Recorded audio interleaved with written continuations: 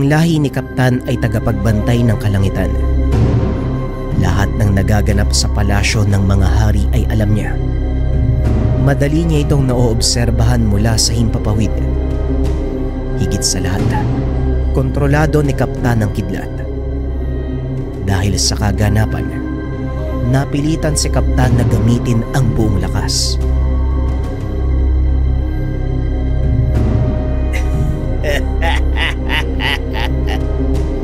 Ano na, hari ng kalangitan? Mukhang hindi mo yata kaya yung kapirasong taong ginto ah. Nagsisimula pa lang ako, Kanduk. Kung ako sa'yo magtago ka na, wala na akong oras para makipaglaro. Kaya tatapusin ko agad ang laban.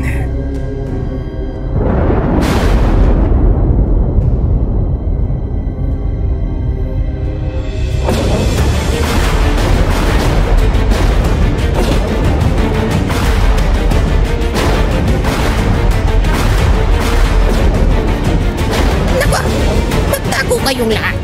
Kung sino man ang tamaan ng atake ni Kaptan, siguradong matutos na. Seryoso na si Kaptan.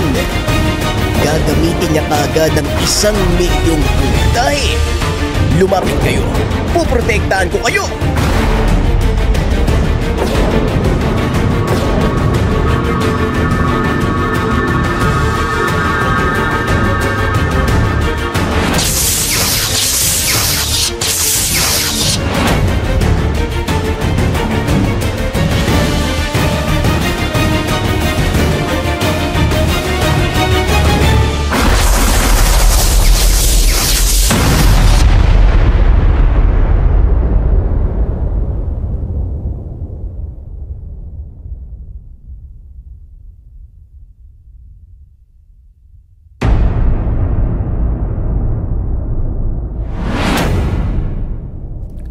Singhot kagalingan, lalahon inhaler, instant ginhawa.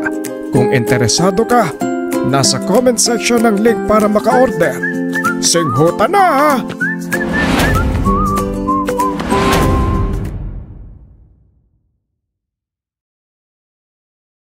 Magaling, hari ng kalangitan.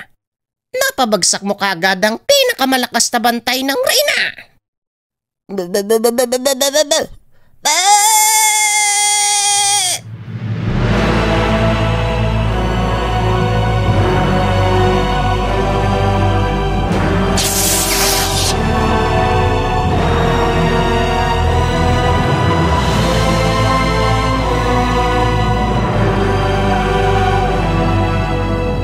Huwag kayong magpakampante.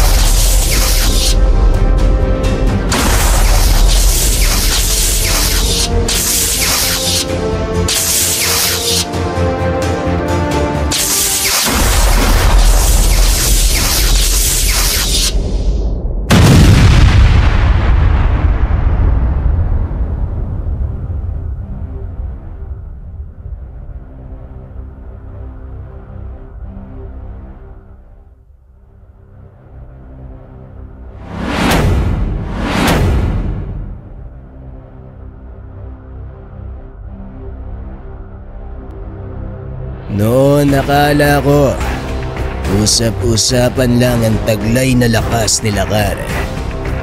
Ngunit ngayon nakita ko na ng personal na kaya niyang ibalik ang kahit anong uri ng atake. Anong ibig mong sabihin, Kanduk? Matagal itinago ng reyna ng mga diwata ang lakas ni Lakar.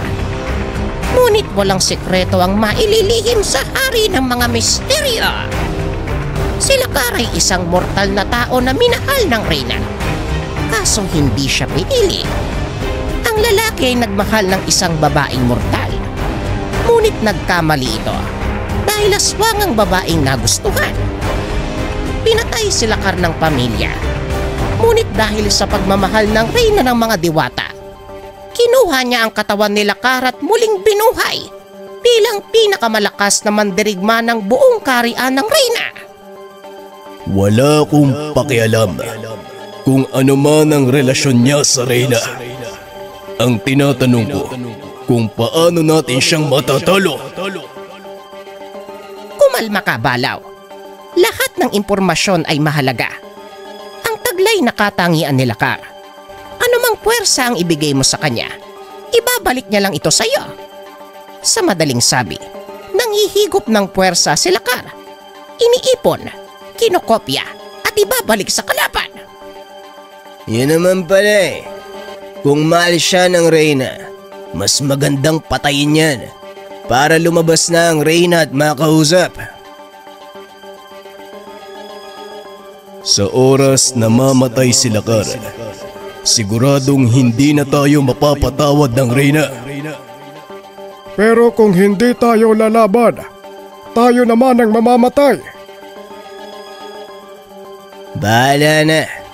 Hindi ko siya mapapatawad sa ginawa niya kay Kaptan.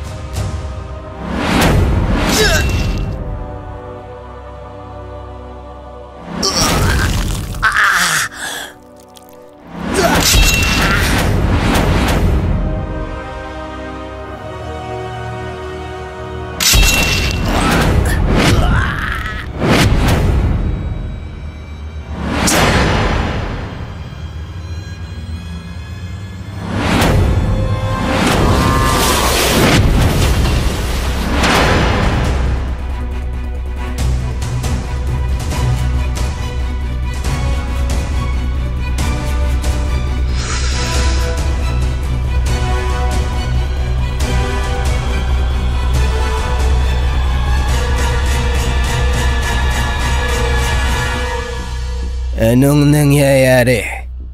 Kanina lang, hindi niya masalag ang mga atake ko gamit ang kampilan. Pero ngayon, kabisado niya na ang dapat gawin. Mas mahusay pa siya sa akin.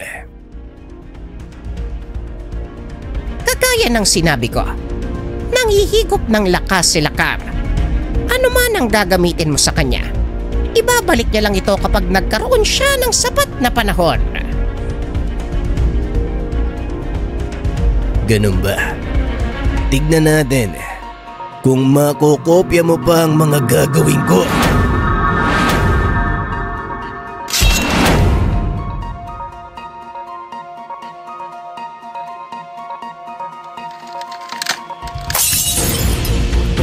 Ang kampilan na hinubog ng panahon. Dumaan sa maraming magiting na mandirigma. Ginawa ng mataas na uri ng mga babaylan at matala. Ang kampilan ni Raha Balinsusay.